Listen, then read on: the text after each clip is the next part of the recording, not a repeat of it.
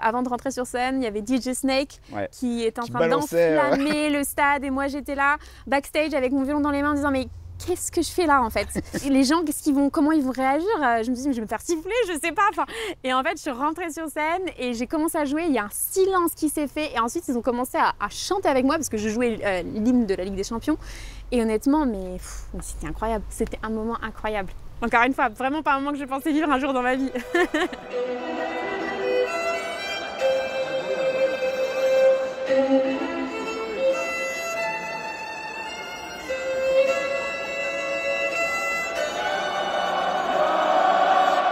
Esther, j'ai une petite demande un peu particulière. Est-ce que tu nous ferais pas une petite leçon de solfège accélérée comme tu sais le faire? Quand j'apprends en fait par cœur des morceaux et que je dois les répéter, en fait ce que je fais c'est que je dis les notes, je répète les notes. Et en fait il y a des passages qui vont très vite au violon, mais du coup je dis très vite effectivement. Par exemple il y a un passage du concerto de Mendelssohn qui fait ré, sol, fa, mi, fa, la, fa, mi, fa, sol, la, si, do, fa, mi, ré, do, la, si, do, si, la, do, la, si, do, si, la, ré, la, fa, ré, la, fa, ré, fa, la, ré, mi, fa, sol, si, ré, sol, ré, si, la, do, fa, mi, si, fa, la, ré, do, si, ré, fa, si, la, mi, do, si, ré, sol, fa, etc. C'est ouf. Tu pourrais me faire une petite démonstration de ce qui se passe dans ta tête quand tu joues, s'il te plaît.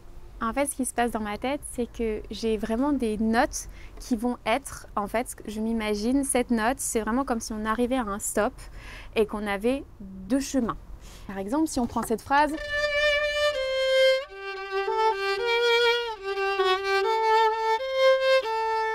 Là, à cette note-là, j'ai deux solutions. La première fois, c'est de monter. Donc là, ce que je vais faire, même dans ma partition, c'est que je mets juste une flèche.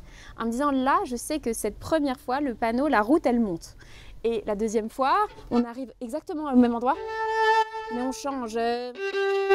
On descend et c'est un côté un petit peu dramatique. Donc par exemple, je vais vraiment juste écrire moment dramatique. Et je sais que là, c'est la route dramatique que je vais prendre et c'est par là. Et c'est vraiment en construisant en fait ce chemin dans ma tête, vraiment comme si j'écrivais une carte. Et même si j'ai des trous de mémoire, parce que ça arrive à tout le monde, dans ma tête, c'est tellement ancré que j'ai vu le chemin en fait, que je peux jamais avoir vraiment de moments où je suis complètement perdue. Esther, tu t'es déjà produite dans le monde entier, dans les salles les plus prestigieuses, à Londres, à San Francisco.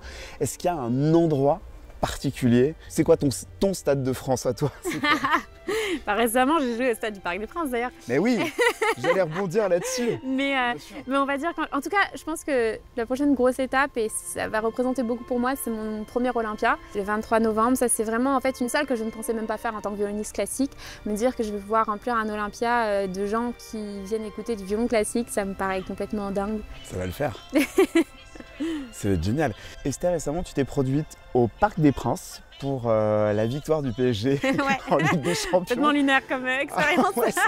On a vu ces images.